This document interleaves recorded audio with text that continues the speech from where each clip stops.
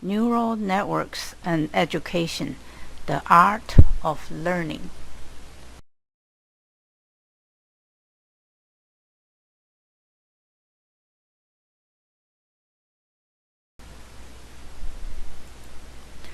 My name is Lucy Yu. I will be the narrator of this video presentation.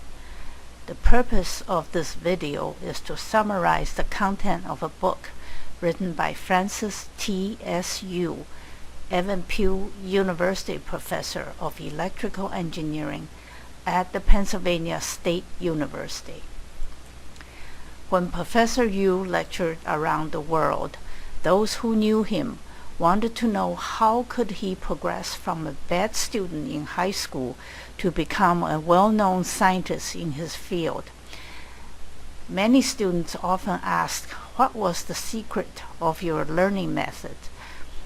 To answer their questions, Professor Yu pulled his learning, teaching, and research experience over decades to write the book Neural Networks and Education, the Art of Learning. This book is written more like a slide presentation than a conventional book. It is designed to be as simple as possible so that everyone can read it. To cope with the rapid advances of science and technology, we have to educate our students more innovatively rather than continue to use the old-fashioned traditional way. This book has 15 sections. It begins with common sense in education and moves on to the art of learning. Common sense tells us that if we knew the basic constraints and abilities of our neural network, then more efficient learning and educational methods can be devised. A couple of fundamental questions. Are we educating our students efficiently? The answer to this question is apparently no. How can we improve it? It can be improved with innovative educational methods, as has been briefly discussed in this book. Let's start on the first section of the book, Common Sense on Education or Training.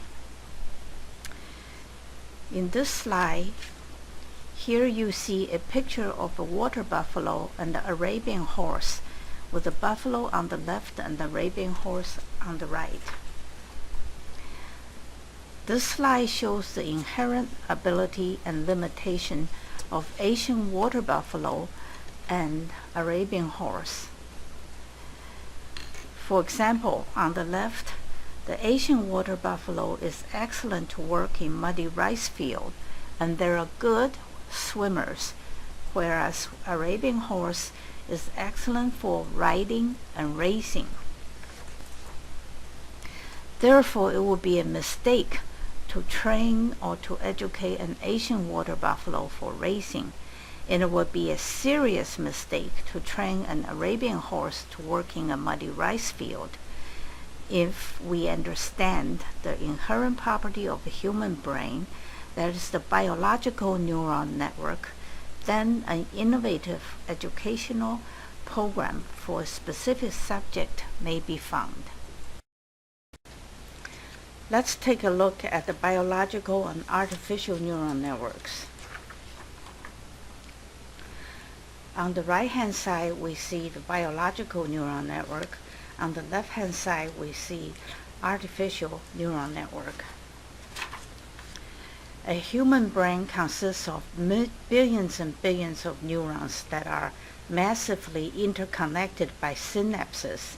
Techniques of artificial neural networks are basically drawn from cognitive psychology and from biological models. Thus, the purpose of neural network research is to simulate the structure of a network of massively interconnected biological neurons in which information is processed in a parallel as well as associative manner. There are, however, some fundamental differences between digital computer and artificial neural network, In artificial neural network, every neuron performs simple logical operations, whereas with digital computers, data processing relies on central processing unit. Artificial neural networks are capable of learning, improving their performances, adapting to different environments, and coping with disruptions, whereas digital computers are programmed with rigid rules which must be manually reprogrammed for better solutions. For example, neural networks can process inexact, ambiguous, fuzzy data that do not exactly match the stored information, whereas electronic computers cannot adjust the specific definitions and rules.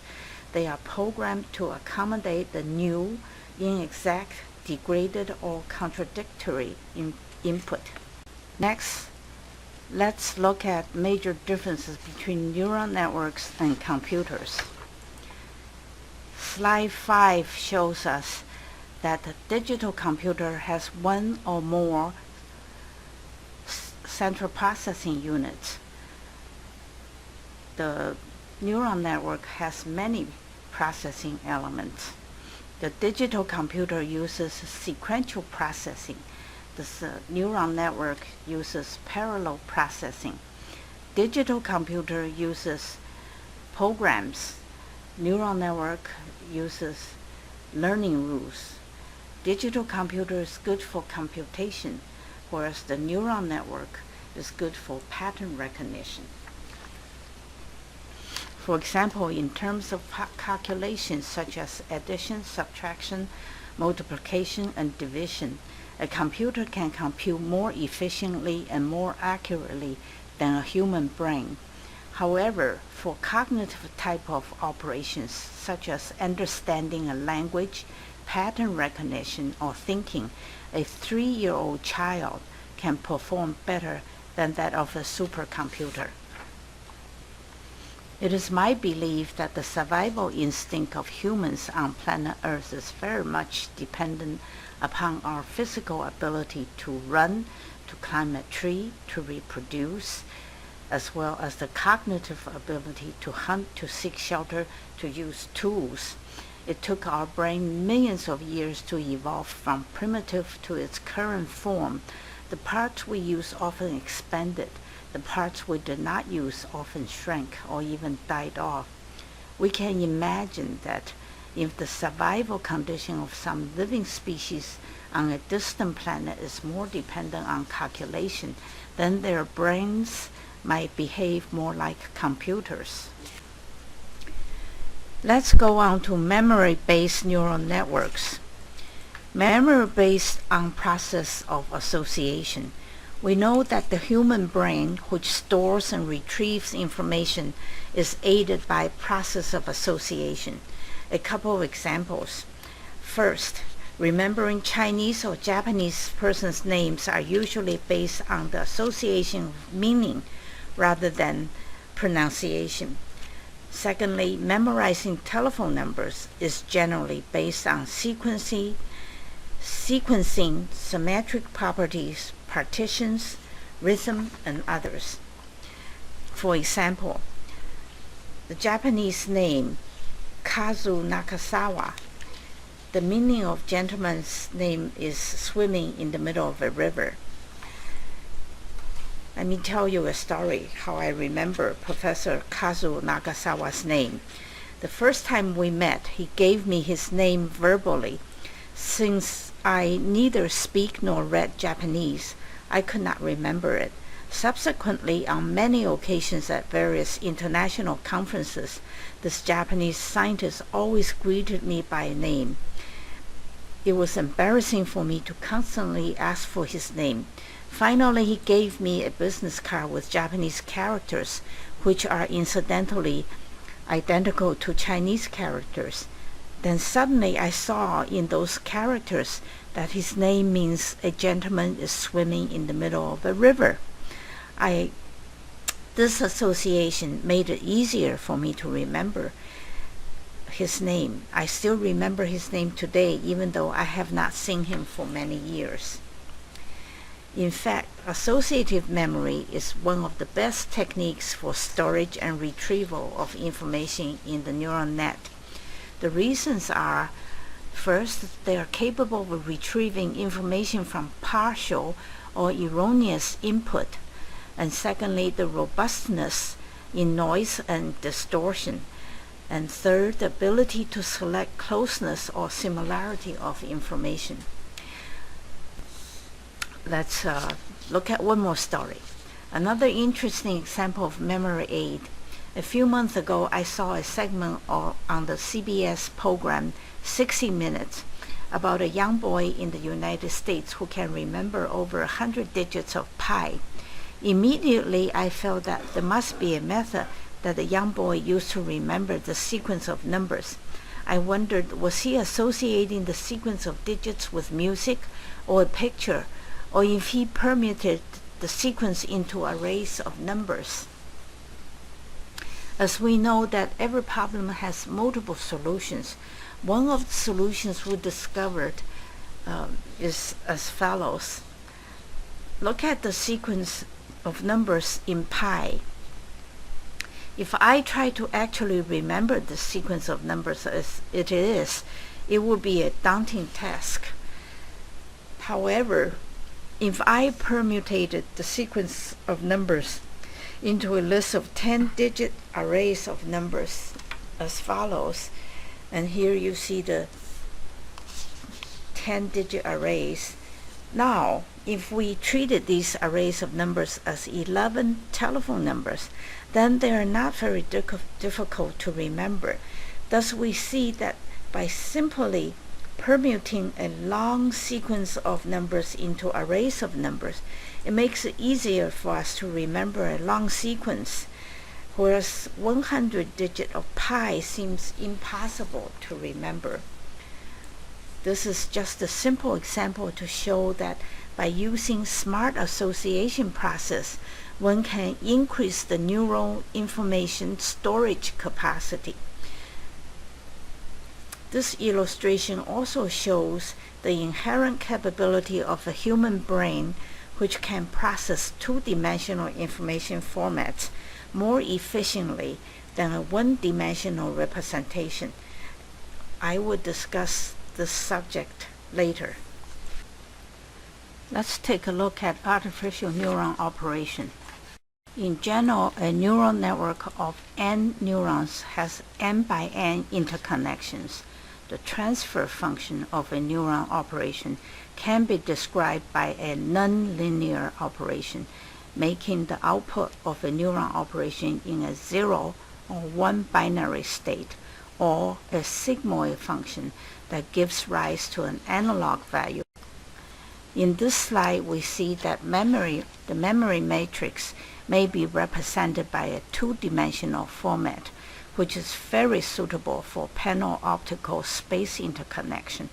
Professor Yu and his students have developed a 64 neuron networks, as shown in the next slide. This slide shows a schematic diagram of the Penn State optical neuron network developed by Professor Yu and his students. The bottom is the experimental setup. Some people ask why optical neural network and not others. Because optics has the advantage of massive interconnectivity, high density, parallel processing capability, and others. However, optics is still not very flexible to operate. Therefore, a hybrid optical neuron network is more suitable. Although artificial neural network operation is still far away from the reality of biological neural network, it is a step closer. In fact, the 2D representation of the memory matrix is very suitable to facilitate our presentation of the adaptability, storage, fast and slow learners demonstrations, as we shall discussed in the subsequent sections. This section talks about associative memory neuron network. Slide 13 shows that with AEWX as training set, we presented a partial image of A to the optical neuron network. In one iteration, a retrieved image of A is obtained. We see that the optical neuron network behaves indeed like a biological neuron network.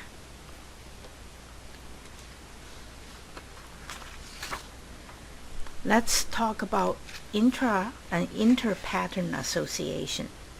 Intra-pattern association neuron network means that the neuron network ignores the association between the stored exemplars, while inter-pattern association neural network deals with association among stored patterns.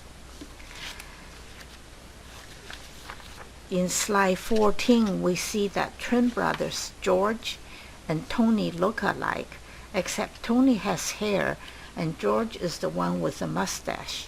It's apparent that hair and mustache are special features that differentiate them.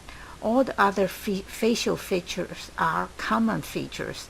By considering the special and common features, an inter-pattern association neural network can be constructed for Tony and George. Now let me show in slide 15 the performances between inter-pattern association and intra-pattern association neural networks. In slide 15, we see that the stored patterns in which we use were P, B, R as the training set. Notice that the selection of similarities among the letters was intentional. This is purposefully done to see the discrimination ability among these stored letters. In view of the correspondent memory matrices for inter-pattern and intra-pattern neural networks as shown in the middle column of slide 15, we see that the inter-pattern memory matrix offers more storage space for additional patterns, while intra-pattern memory matrix is almost full for the BPR set stored exemplars. We have further extended the training set to all 26 letters from A to Z for the 64 neuron optical network.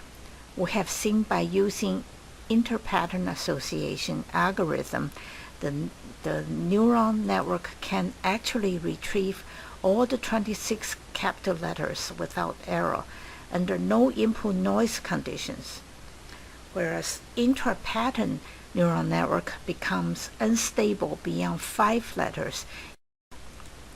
We have shown that the artificial neural network behaves as biological neural network. Once again, we see that if we use a smarter association memory, we would be able to store more patterns or remember more. In fact, those who use smart associative memory find it more fun to learn. Note that human brain is not designed to remember a huge quantity of information. Otherwise, we would not have developed those storage gadgets such as computers, compact discs, flash memory sticks, and so on and so forth to help us. Next, we will look at supervised and unsupervised learning neural networks. Supervised learning, that is, teacher organizes the information and then teaches the students. In other words, an artificial neural network has to be taught when to learn and when to process the information. Unsupervised learning is when students learn by themselves based on some learning rules and past experiences. In other words, after a series of trials, the artificial neural network is capable of adapting and categorizing the unknown objects. Note that the intra-pattern and inter-pattern association learning are examples of supervised learning neural network. Now let us show an example of unsupervised learning neural network in slide 18. This example, we use the cohort feature map algorithm, that is the learning rule, for our experiment. Again, we use the 64 neuron optical network for our test. The memory matrix on the left-hand side shows the original memory matrix, which has a 50% error rate, represented as no memory.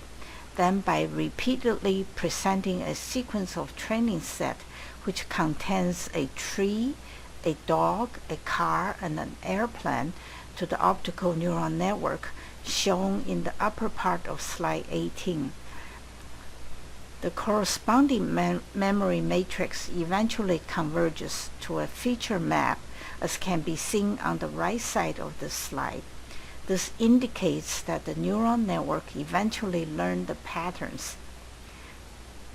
Note that this result is actually very similar to real-life experience. As we repeatedly encounter a new pattern or object, then we will learn to recognize, that is, learn the pattern. This result also shows the adaptability of neural network. By following some learning rule, it is capable of categorizing the unknown patterns. In our case, we use the cohort feature map. Note that it is not our intention to discuss in detail the cohort feature map in this presentation. For those readers who is interested in this subject, we refer his work in the reference at the end of this book, which is reference 2.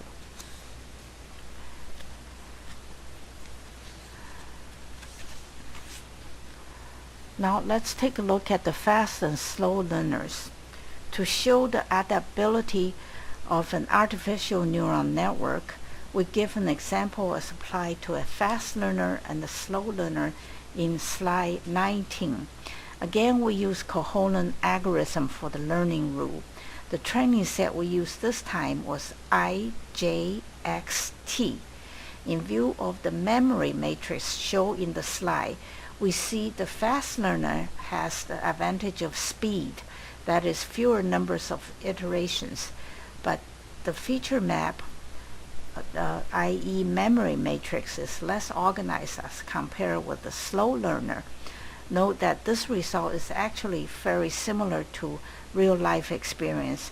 Although the slow learner has the disadvantage of speed, he or she remembers better and is usually more organized, as can be seen in this set of memory matrix on the right-hand side.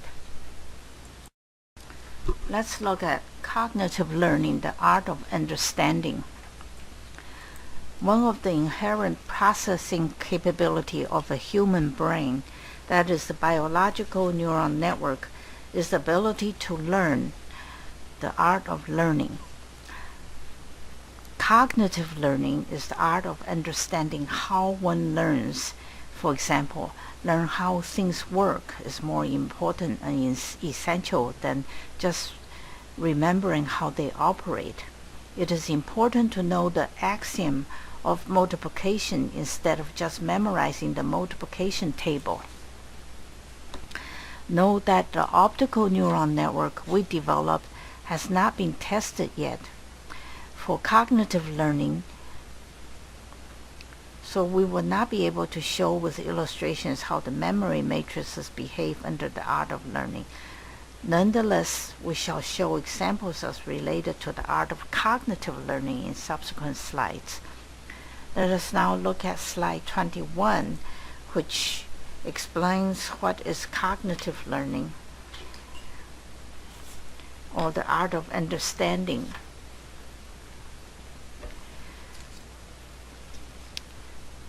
Cognitive learning, the art of understanding the basic concepts and the physical significance as we are learning, is known as cognitive learning.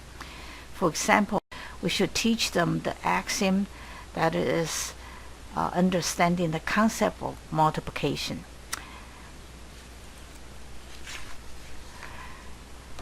Physical significance of Maxwell's equations, as you see on this slide. The physical significance of the equations are respectively derived from Gauss' law, Faraday's law, and Ampere's law. Note that these equations are generally very accurate, but by no means exact.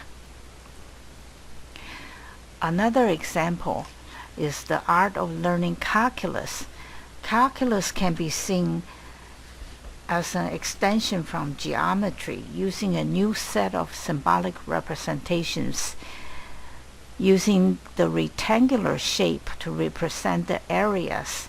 The symbolic representation or transformation, or even substitution as you want to call it, make the calculus more efficient to apply.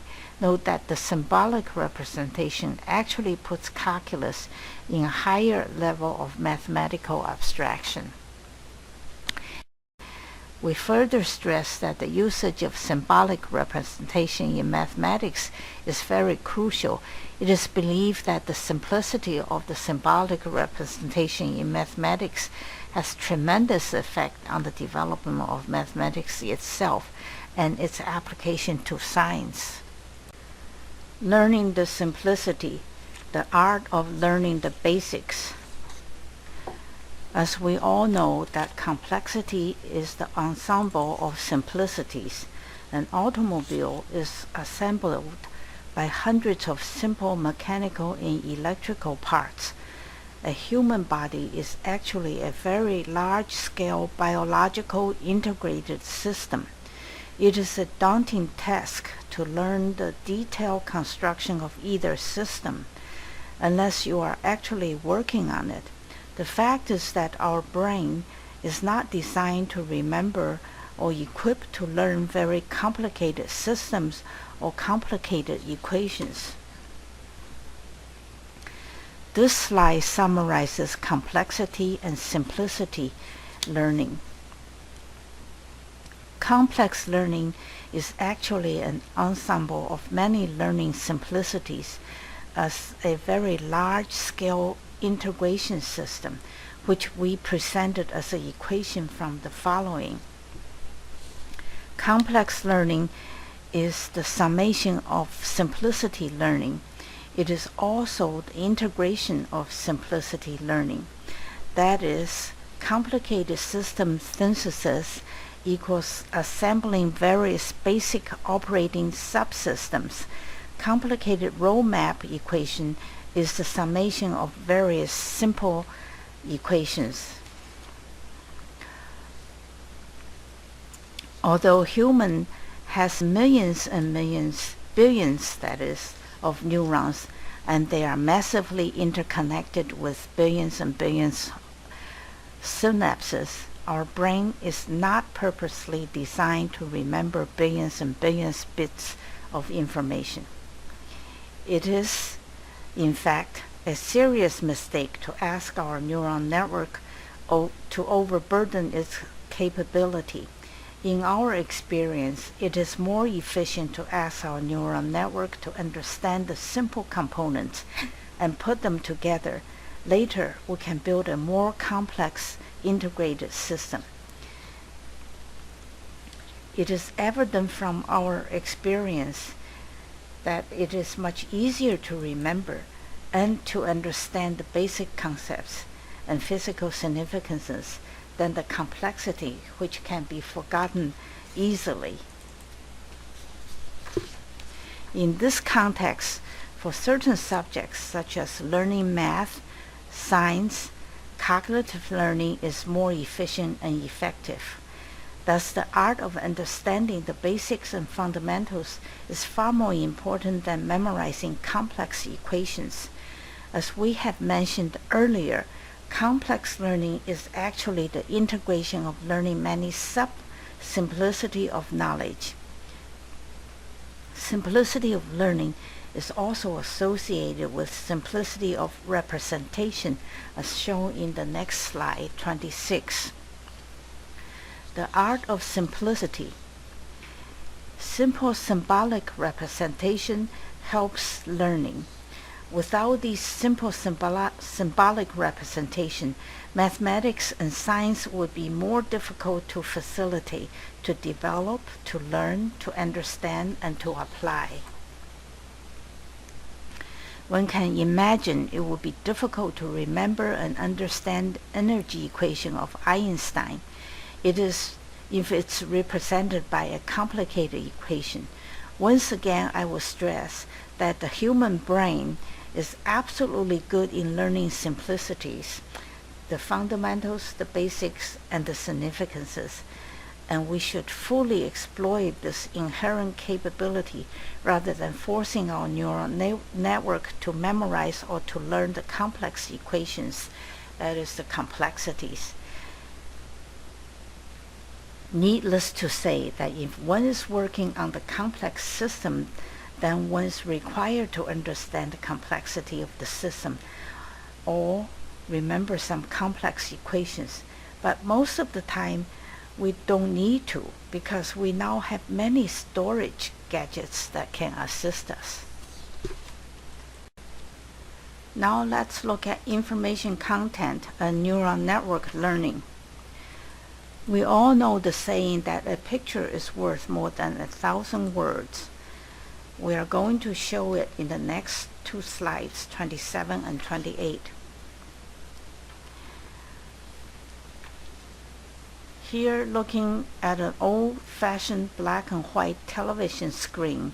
It has 500 rows, 600 columns. Each pixel has 8 brightness levels. The amount of information provided by the TV screen is 900,000 bits.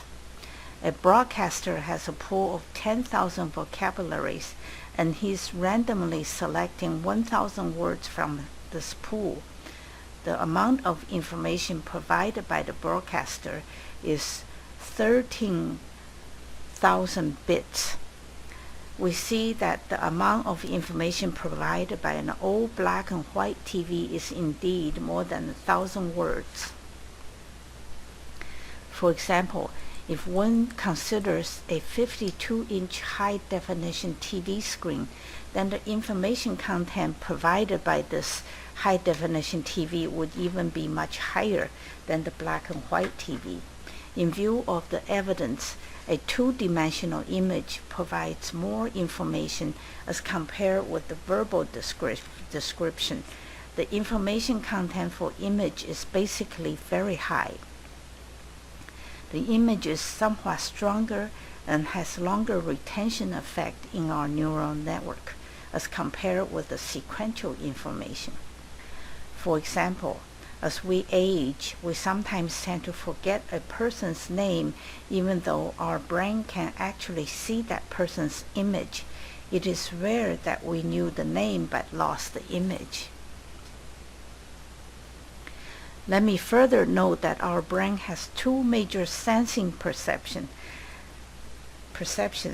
temporal or spatial.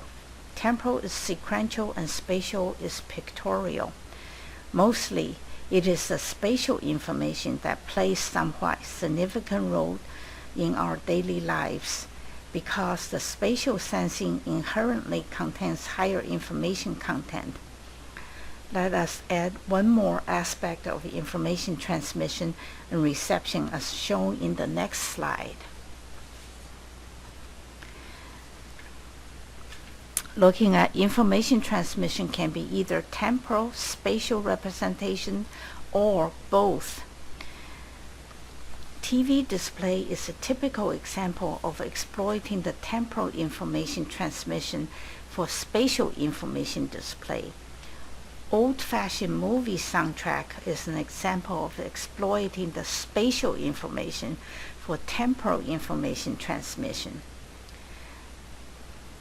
A continuous running TV program is an example of spatial and temporal information transmission. Let's take a look at one-dimension versus two-dimension calculation. On the left-hand side, you see a one-dimensional abacus.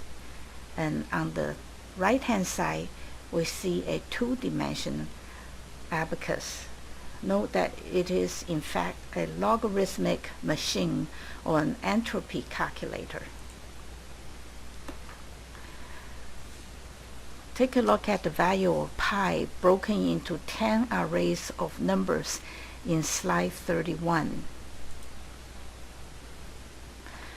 We have seen that by permuting a one-dimensional calculating machine into a two-dimensional format representation, that is the abacus, it makes the device more efficient as a calculating machine.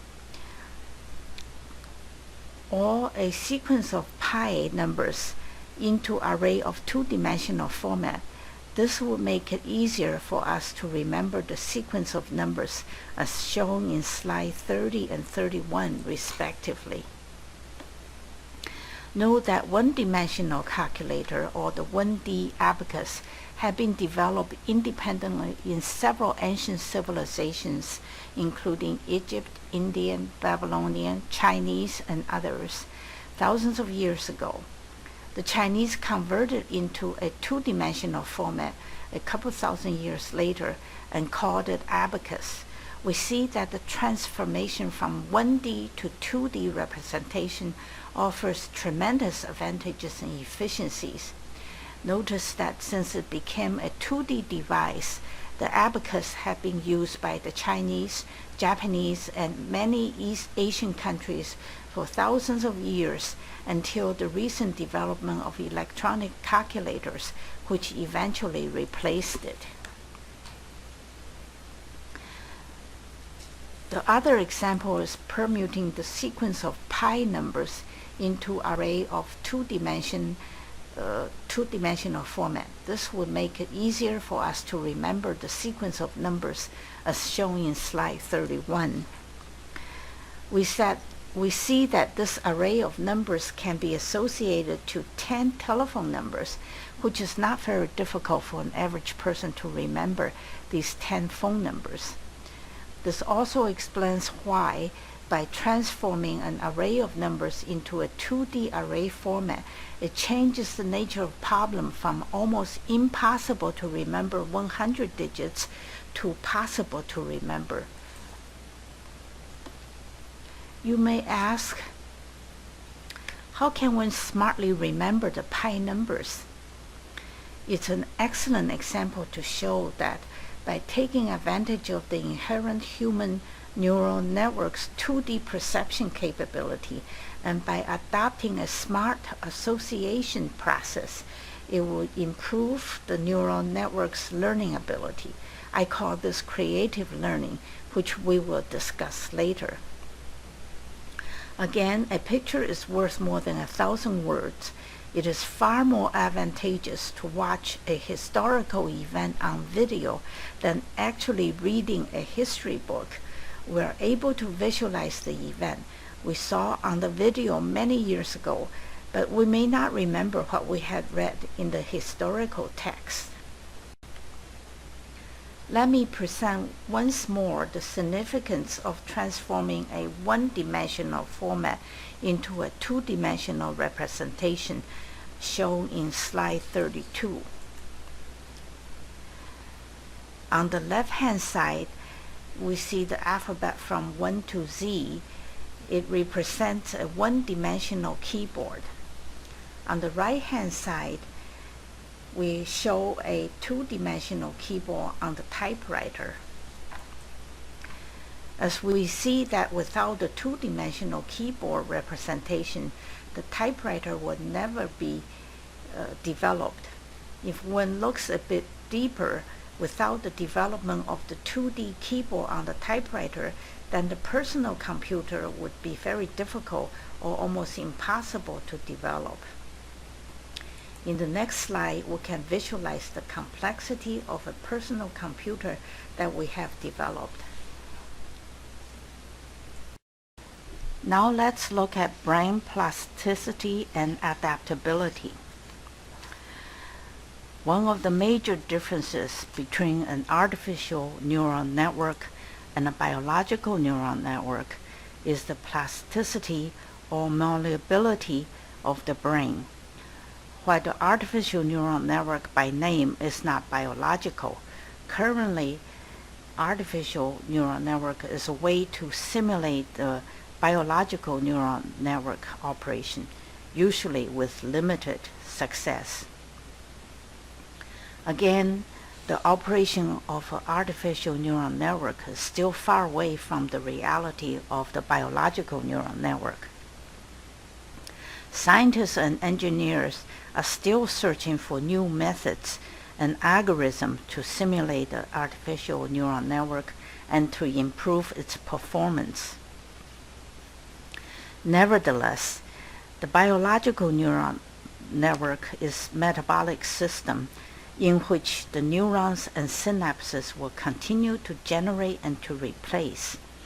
Neuroscientists and MRI have shown that the biological neural network can actually improve with repeated use and proper training, as in brain plasticity. Use it or lose it. In other words, as time goes by, the more one uses his or her brain, the more our brain will be smarter and better. This is known as the neural plasticity or malleability. For people who are actually born to be, few people are actually born to be geniuses. Sometimes we mistake a better prepared youngster as a genius. For example, if Mozart was born a century later, or if he was adopted into a poor farming family, his music talent may not be developed or discovered. For the average youngster who are not born geniuses, statistically, they can improve their neural network processing ability by smart learning through innovative training or education.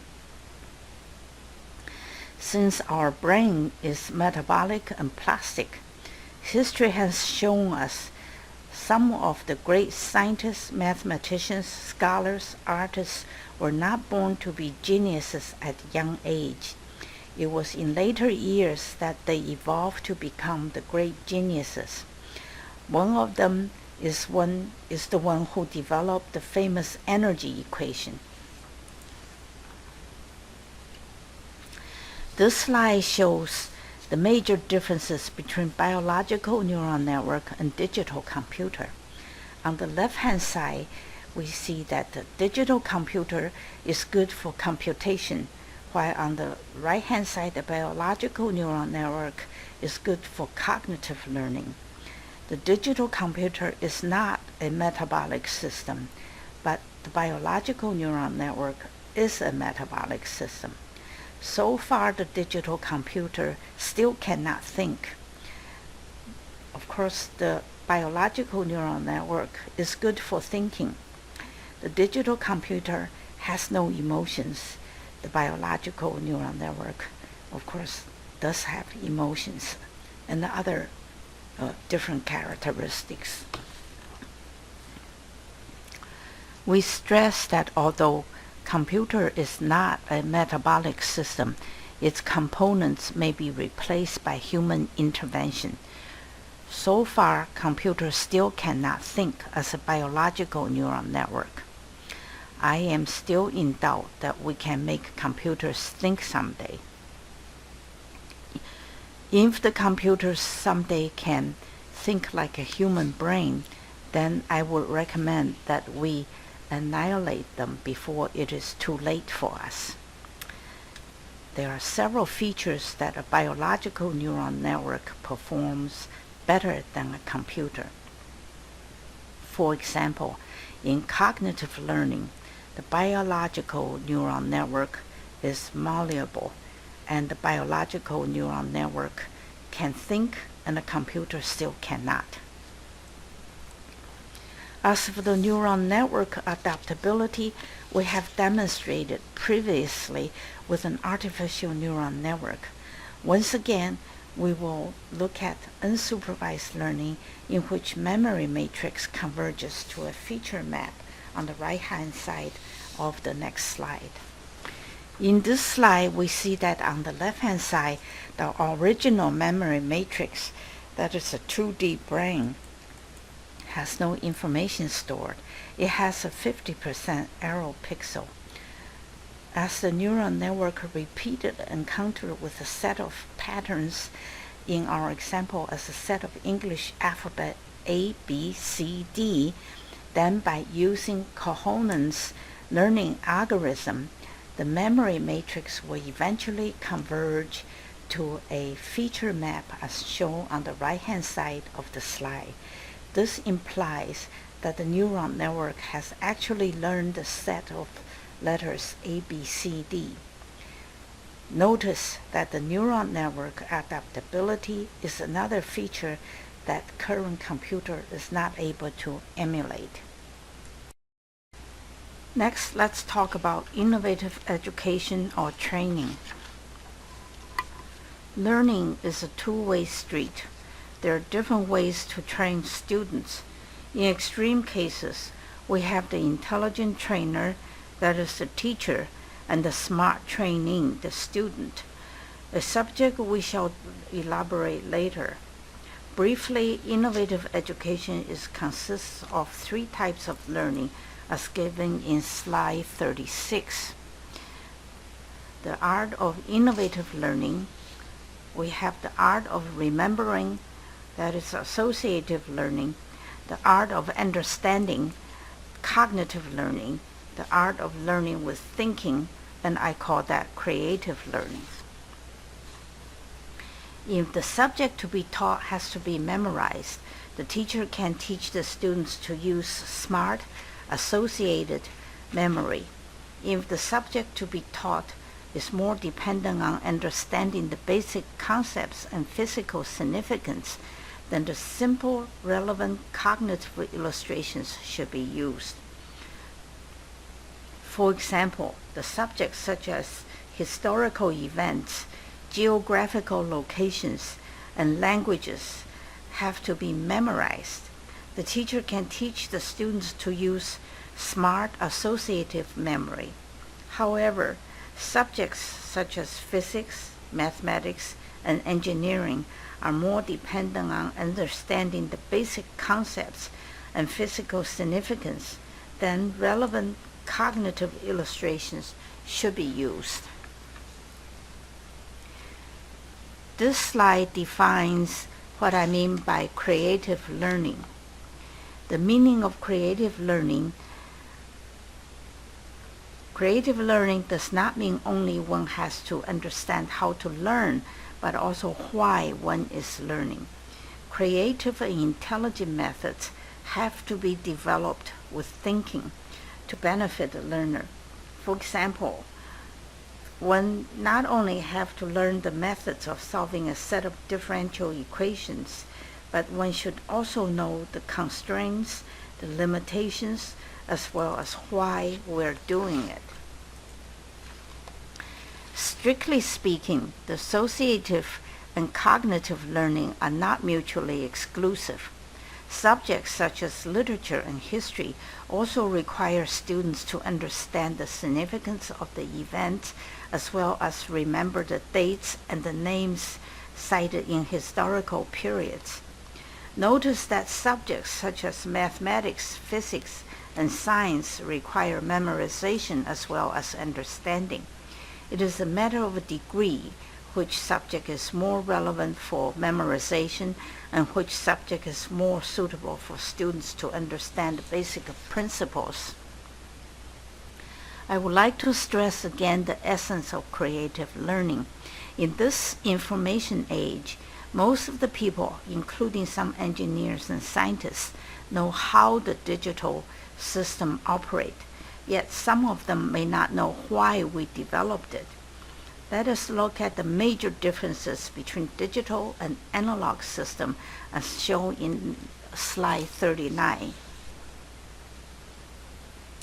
On the left-hand side, we see that the digital form, for example, you have 0 and 1. On the right-hand side, the analog system, it has multiple levels.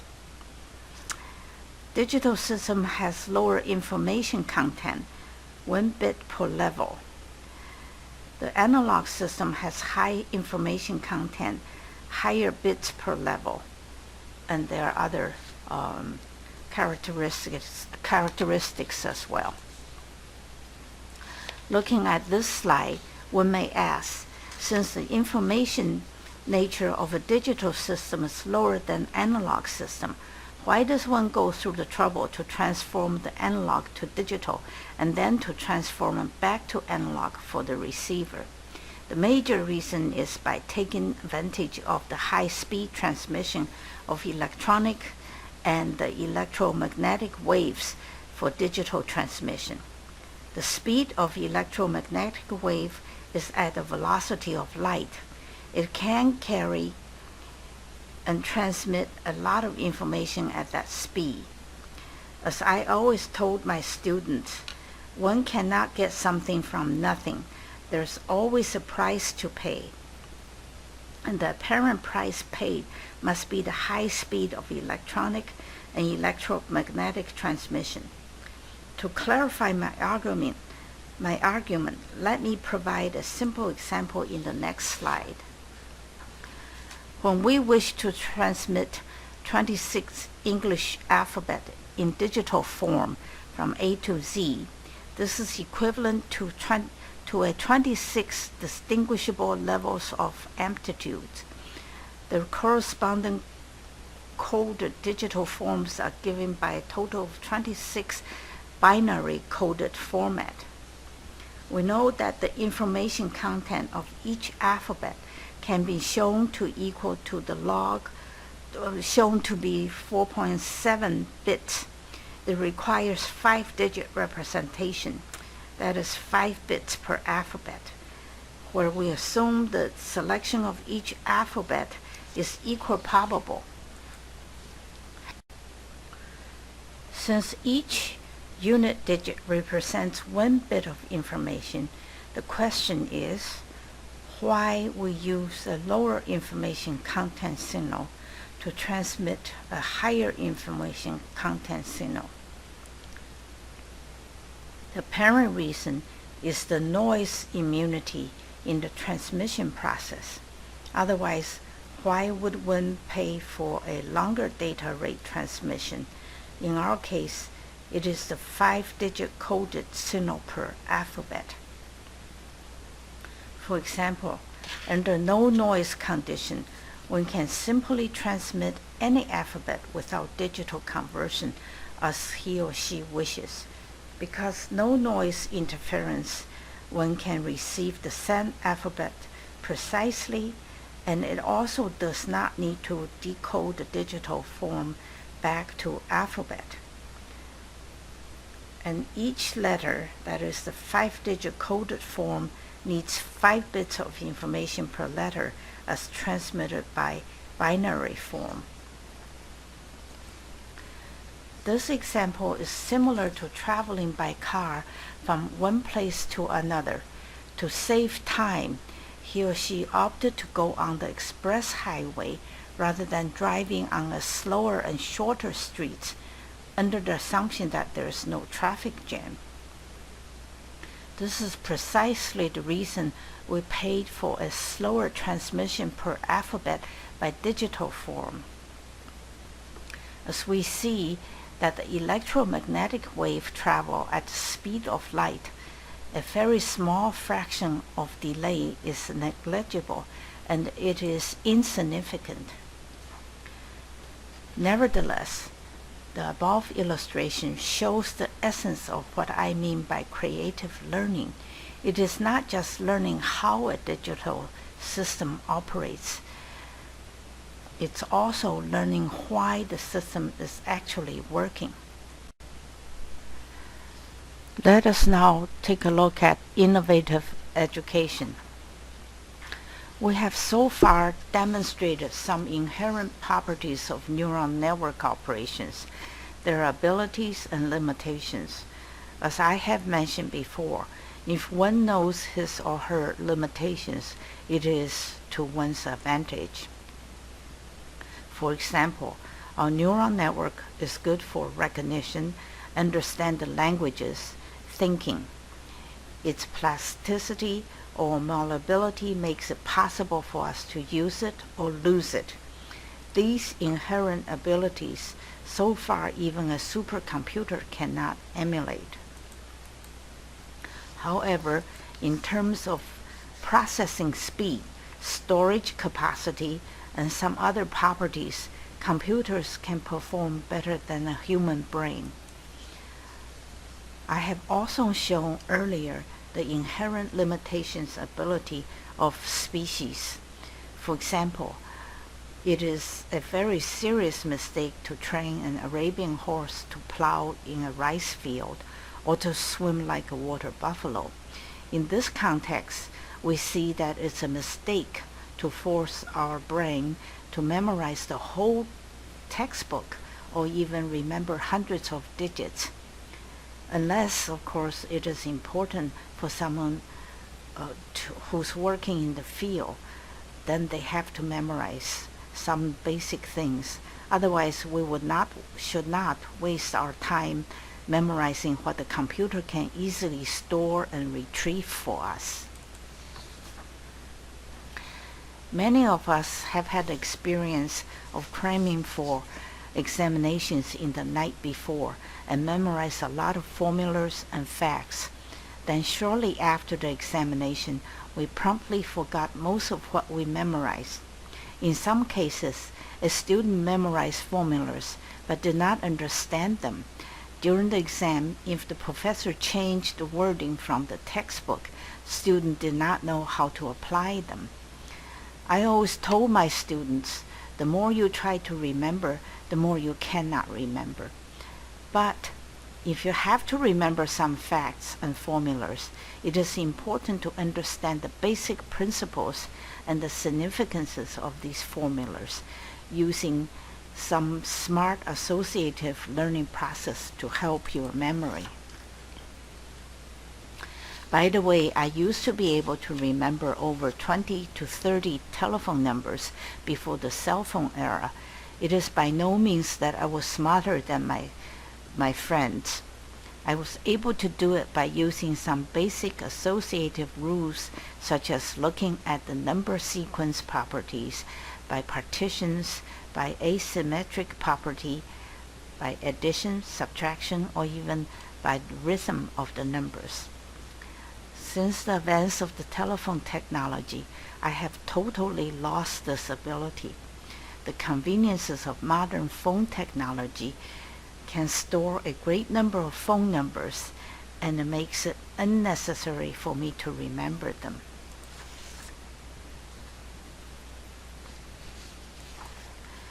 In slide 40, let us assume a class of grade school students' aptitude distribution. The inherent neural network can be plotted assumed as a normal distribution shown on the left-hand side of this slide. Let us further assume that student John is genetically smarter than Ken, but within the 70th percentile of the bell curve. Let student John come from a poor family, while student Ken is from a more affluent and more educated family.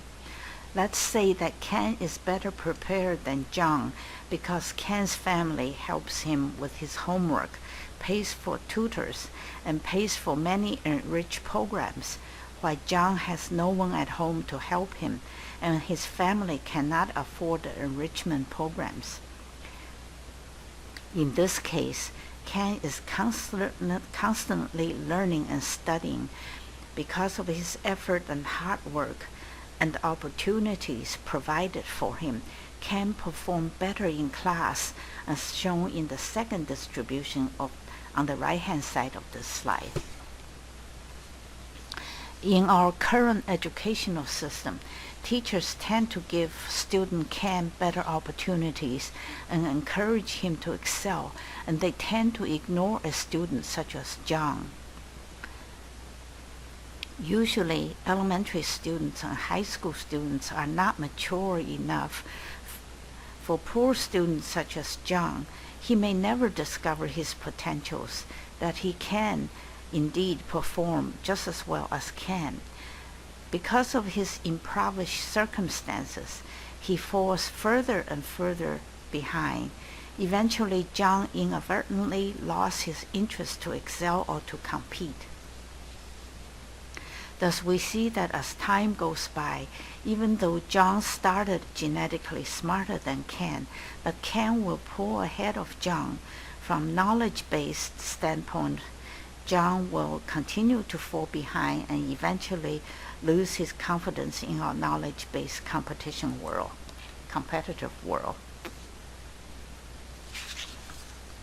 Statistically speaking, in terms of knowledge-based competition, most of the students like Ken will excel, and most of the students like John will perform poorly. Also, due to the plasticity of our brain, Ken eventually developed a smarter neural network as compared with John. However, in rare cases, students like John eventually may gain his confidence in later stage and become successful, but it is usually unlikely to occur. In view of this example, some parents even put extra burdens, that is, give more homework to their children. The reason is not to make up for the deficit, but to push their children over the bell curve. By overburdening the children with extra homework, we may create several negative consequences.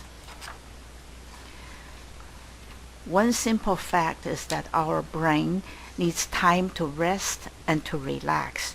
To push the children to well over the curve is not a smart way of training their neural networks. Remember, as you gain something, the same time you may also lose something. Allow your children to interact with others is also a part of life education. By overburdening them with extra homework that are not required in the educational system, just to push them over the curve is in a long way is not healthy for the children mentally as well as physically. Let me share a piece of my personal experience as a student in the past. I came from a disadvantaged family. In high school, I was one of the poorest students in the class. When I graduated, I ranked from the bottom number 3 out of a total of 65 students. I was a typical unguided teenage high school kid without family or parental supervision. The point I want to make is that similar to student John, I was never encouraged or motivated by all of my high school teachers. Some even discouraged me from going to college. Lack of encouragement from my teachers and lack of guidance from my parents, I completely lost confidence and showed little interest in studying. Nonetheless, I was an excellent soccer and basketball player at that time, and my dream was to continue playing these sports. I did not understand the consequences of not getting a good education in life.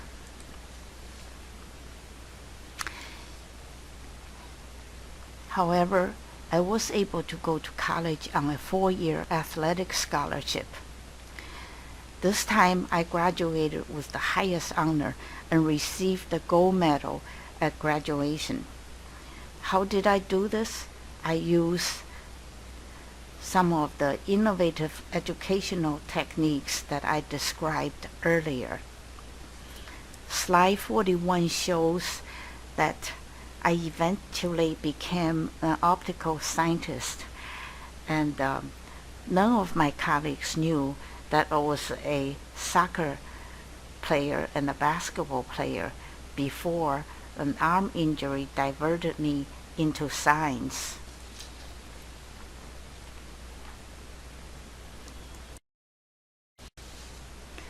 Now let's talk about innovative education. Learning and teaching is a two-way street. Smart teaching and smart learning are important aspects for innovative education. Quality of education depends on teaching and learning effectiveness as presented in a black box diagram in slide 42. Teaching effectiveness involves teachers' responsibility. Learning effectiveness involves students' responsibility. To achieve a better quality of education, teaching effectiveness and learning effectiveness have to be properly matched. Needless to say that teaching effectiveness is basically dependent on the teacher. A good teacher has to be motivated, dedicated, and equipped with the art of innovative teaching techniques, that is, associative, cognitive, and possibly creative teaching techniques. As for learning effectiveness, the student has to be self-motivated, dedicated to learn, and use the art of learning. We need to teach grade school, junior high, and high school students differently from college and graduate students. There are different ways to learn: supervised learning and unsupervised learning. In general, there are three types of smart learners, although they are not necessarily mutually exclusive. Let's take a look at slide 43. In slide 43, you have the associative learner, cognitive learner, and the creative learner. An innovative education is dependent on the subject area that one is learning. For areas that need more memorization, one would use associative learning. For the subjects that need more understanding, we should use the cognitive learning as well as the creative learning techniques described earlier. Let me summarize the art of learning in the following way. The art of remembering is when one uses a smart, associative learning process. One would increase somewhat the neural network storage capacity. The art of understanding is when one uses a smart cognitive learning process. One would improve the understanding of the learning. The art of creative learning is when one learns by not just knowing how things work, but also by grasping the essence or the reasons behind it, understanding how and why we're learning. Let me emphasize again, every human brain needs innovative education, learning to become a brighter brain. Geniuses were not born, but they may be cultured by innovative education, both supervised and unsupervised learning, and hard work. An Arabian horse wouldn't be a good racing horse unless she is trained for it. In conclusion, to cope with the rapid advances of science and technology, we may have to educate our students more efficiently rather than the old-fashioned traditional way. Namely, teach simplicities, basic and significant concepts, encourage unsupervised learning, and wisely use the associative, cognitive, and creative learning processes and others